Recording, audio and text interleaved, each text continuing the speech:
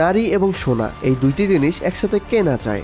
আর এই দুইটি জিনিস যদি টাকা ছাড়াই পাওয়া যায় তাহলে সেখানে কে না যাইতে চাইবে? আজকে এমন একটি দেশ সম্পর্কে বলবো যেখানে নারী এবং স্বর্ণ খুঁজলেই পাওয়া যায়, কেনার প্রয়োজন হয় না। উত্তর আফ্রিকার একটি আরব দেশ হলো মৌরিতানিয়া। আর এখানেই বিশ্বের সবচেয়ে বড় বিবাহ বিচ্ছেদ হওয়া নারীর বাজার বসে এবং সোনার খনির সন্ধান পাওয়া যায়।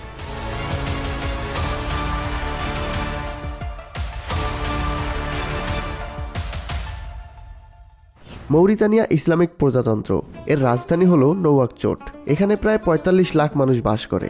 এই দেশ ১৯৬০ সালে ফ্রান্স থেকে স্বাধীনতা অর্জন করে। এটি আরবের এমন একটি দেশ যার সম্পর্কে খুব কম মানুষই জানে। এরা পৃথিবীর অন্যতম বিনম্র জাতি। পৃথিবীর সুন্দর দেশগুলোর মধ্যে এটি একটি। মৌরিতানিয়ার সম্পদগুলোর মধ্যে একটি হলো মৎস্য সম্পদ। এখানকার মাছ পৃথিবীর সবচেয়ে দামি মাছ হিসেবে পৃথিবীর প্রায় সব জায়গায় রপ্তানি করা হয়। এটি নওয়াদিবৌ শহরের মৌরিতানিয়ার সব থেকে বড় বন্দর। এই বন্দরে একসাথে এতগুলো নৌকো দেখে সহজেই আন্দাজ করা যায় মৎস্য সম্পদ এই দেশের অর্থনীতিতে কতটা প্রভাব ফেলে। মৌরিতানিয়ার খনিজ সম্পদের মধ্যে সবথেকে গুরুত্বপূর্ণ সম্পদ হলো লোহা। বিশ্বের দীর্ঘতম ট্রান্স সাহারান ট্রেন দ্বারা এই লোহার আকরিক পরিবহন করা হয়। এই ট্রেনটি পূর্ব দিকের জৌরাট শহর থেকে নওয়াদিবৌ শহরের সবথেকে বড় বন্দরে যায়। সেখান থেকে তারা বিশ্বব্যাপী লোহা, কপার, ফসফেট এবং স্বর্ণ রপ্তানি করে। এখানকার মরুভূমিতে লুকিয়ে আছে স্বর্ণের খনি। এই দেশটির ৯০% হলো মরুভূমি, যা মূলত সাহারা মরুভূমির অংশ। সাহারা মরুভূমি বিশ্বের সবচেয়ে বড় এবং উষ্ণ মরুভূমি, যা আলজেরিয়া, মরক্কো, তিউনিসিয়া, লিবিয়া, মিশর, সুদান, মালি, চাদ এবং নাইজার জুড়ে বিস্তৃত। ২০১৬ সালে এক ব্যক্তি ভাগ্যক্রমে এখানে স্বর্ণ খুঁজে পায়। তখন থেকে এখানে স্বর্ণ খোঁজার কাজ শুরু হয়। আমরা এখন স্বর্ণের খনির প্রতিটি ধাপ সম্বন্ধে জানব। নওয়াকচট শহর থেকে উত্তর পাশে প্রায় ২ ঘন্টার রাস্তা অতিক্রম করলেই চামি শহরের সন্ধান পাওয়া যায়। খনিতে ব্যবহৃত সকল প্রকার সরঞ্জাম এই শহরে পাওয়া যায়। শ্রমিকরা এখান থেকেই সব সরঞ্জাম কেনেন। দেশটির বেকারত্ব হ্রাসে এই স্বর্ণের খনির অবদান অনেক। এই খনির বিশাল রাজস্ব জাতীয় অর্থনীতিকে ফিরিয়ে আনতে অনেক বড় একটি অবদান রেখেছে। এর ফলে এই বিষয়টিকে রাষ্ট্র বেশ গুরুত্ব দেয়। সোজা কথায় বলতে গেলে এই খনি সরকারিভাবে নিয়ন্ত্রণ করা হয়। চামি শহর থেকে প্রায় আরও ১ ঘন্টার রাস্তা অতিক্রম করলেই মিলবে সেই কাঙ্ক্ষিত স্বর্ণের শহর। এটি এক অদ্ভুত জায়গা যেখানে শত শত মাইল জুড়ে শুধু টার্নেল আর টার্নেল। এখানে অনেক মানুষ এক জায়গায় অবস্থান করে। এখানে এক একটি গর্তকে এক একটি স্বর্ণের খনি বলা হয়, কারণ সবগুলো গর্ত থেকে প্রচুর পরিমাণে স্বর্ণ পাওয়া যায়। এই গর্তগুলো থেকে তারা মাটি এবং পাথর উত্তোলন করে, যা পরিশোধন করে স্বর্ণ পাওয়া যায়। এই কাজটি করার জন্য অনেক দক্ষতা এবং শক্তির প্রয়োজন হয়। এই গর্তগুলো অনেক গভীর এবং ঝুঁকিপূর্ণ। এই লোকটির নাম মৌলে। তিনি অনেক বছর ধরে স্বর্ণ খোঁজার কাজ করছেন। তিনি প্রায় ৬০০ থেকে ৭০০ বার এই গভীর গর্তের নিচে গিয়েছেন। তিনি সর্বোচ্চ ৪৮ মিটার গভীর গর্তে নেমেছিলেন স্বর্ণ উদ্ধার করতে। তিনি এখন টার্নেলের ভিতর থেকে স্বর্ণ উদ্ধার করা দেখাবেন। এরা কখনো কখনো এই টার্নেলের ভিতরে ২ থেকে ৩ দিন পর্যন্ত থাকে। সেখানেই তারা খায় এবং ঘুমায়। ভিতরে টয়লেটও আছে। বলা চলে টার্নেলের নিচে যেন মাইনারদের শহর। টার্নেলে নামার সময় খাবার সহ প্রয়োজনীয় সকল জিনিস নিয়ে নামে। এক একটি টার্নেলের ভিতরে অনেকগুলো টার্নেল খোঁড়া হয়। যে পাথরগুলো দেখতে পাচ্ছেন, এই পাথরগুলোর মাঝেই স্বর্ণ আছে। এই ব্যক্তি পাথরগুলো দেখলেই বুঝতে পারে কোথায় স্বর্ণ থাকার সম্ভাবনা আছে।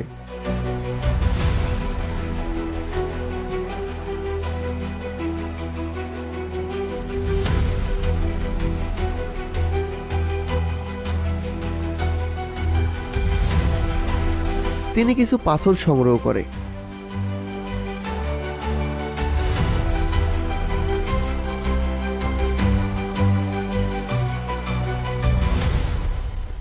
দেখুন, স্পষ্ট স্বর্ণ দেখা যাচ্ছে। এখানে এভাবেই পাথরগুলো উপরে নিয়ে আসা হয় এবং পরিশোধন করা হয়। যখন যে টার্নেলে কাজ হয়, সেই টার্নেলের উপরে একটি ফ্যান এবং পলিথিনের পাইপের মাধ্যমে নিচে অক্সিজেন সাপ্লাই করা হয়। এখানে একটি মসজিদও আছে। যখন নামাজের সময় হয় তখন সবাই এখানে গিয়ে নামাজ পড়ে। সবচেয়ে অবাক করার মতো বিষয় হলো তারা নামাজ না পড়া পর্যন্ত খনির ভিতরে যায় না। এখানকার মানুষের উদ্দেশ্য একটাই, শুধুমাত্র স্বর্ণ উদ্ধার করা। এই স্বর্ণগুলো পরিশোধন করার জন্য আস্ত এক শহর আছে, যার নাম আলকেমি। এখানে তারা পাথরগুলোকে তরলে পরিণত করে। তারপর তরলগুলো বদ্ধ পানিতে রাখে এবং পারদ মিশায়, কারণ স্বর্ণের সাথে পারদ দ্রুত বিক্রিয়া করে। এরপর এগুলোকে ছানা হয় এবং সেখান থেকে স্বর্ণ বের হয়।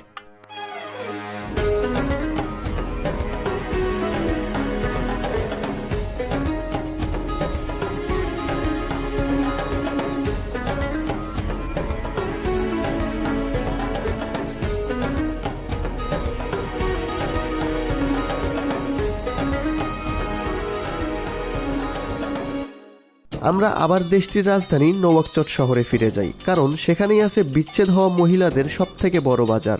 নওয়াকচট একটি আধুনিক শহর, আর এটি শহরের সবথেকে প্রাচীন মসজিদ।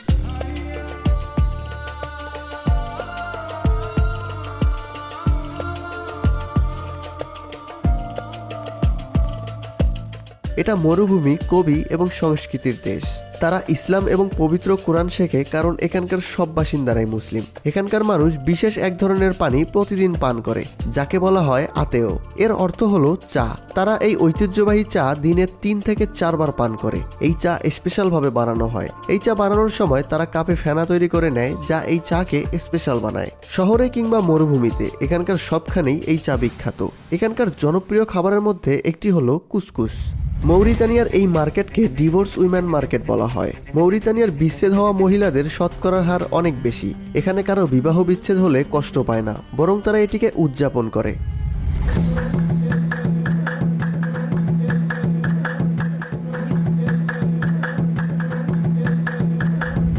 এখানকার নারীদের অবস্থা অন্য সব জায়গার থেকে আলাদা, কারণ এখানকার পুরুষেরা অবিবাহিত নারীর চেয়ে বিচ্ছেদ হওয়া মহিলাদের বিয়ে করতে বেশি ইচ্ছুক।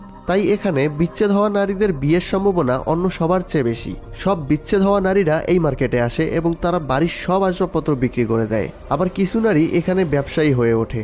ব্যবসায়ী হয়ে ওঠার পিছনে তাদের অতীত স্বামীর অবদান সবচেয়ে বেশি, কারণ এখানকার নারীদের মোহরানা বাকি রাখার কোনো সুযোগ নেই। তাই বিচ্ছেদ হলে স্বামীর বাড়ির সমস্ত আসবাবপত্র এবং অন্যান্য জিনিস এই মার্কেটে বিক্রি করতে নিয়ে আসে। এখানকার নারীরা আরও আকর্ষণীয় হয়ে ওঠে যখন তাদের বিবাহ বিচ্ছেদ হয়।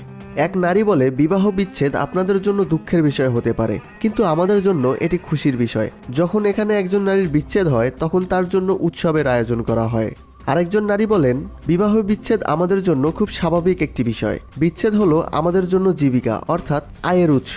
আমরা এই বিষয়টিকে এভাবেই দেখি। একজন নারী বিচ্ছেদের পর ব্যবসা এবং বেচাকেনা শুরু করে, যা তার আর্থিক অবস্থানের উন্নতি ঘটায়। বিবাহ বিচ্ছেদ তার জন্য কোনো সমস্যা নয়, আর বিচ্ছেদ হলে দোষের কিছু নেই। এটি হলো একটি সম্পর্কের পরিসমাপ্তি। তারপর অন্য কেউ আসে এবং নারীটি আবার বিয়ে করে। যখন একজন নারীর বিচ্ছেদ হয়, তখন সে প্রচুর পরিমাণে বিয়ের প্রস্তাব পায়। সেখান থেকে একজনকে বিয়ে করে নেয়। হয়তো এই নতুন স্বামী দীর্ঘ সময় ধরে থাকবে, অথবা অল্প সময়ের মধ্যে চলে যাবে। একজন চলে গেলে আরেকজন আসে, এবং নারীরাও তাদের অতীত স্বামীর চেয়ে বর্তমান স্বামীকে বেশি মূল্যায়ন করে। আবার নতুন স্বামীরাও তাদের অতীত স্বামীদের চেয়ে বেশি খেয়াল রাখে। নতুন স্বামীরা আমাদের সাথে সাথে আমাদের সন্তানদের দায়িত্বও নেয়। এটি হলো এখানকার নারীর জীবন। মৌরিতানীয় নারীরা খুবই স্ট্রং। তাদের এই মতামতের কারণ হলো এখানকার নারীদের সংসার চালানোর অভিজ্ঞতা পুরুষের তুলনায় অনেক বেশি।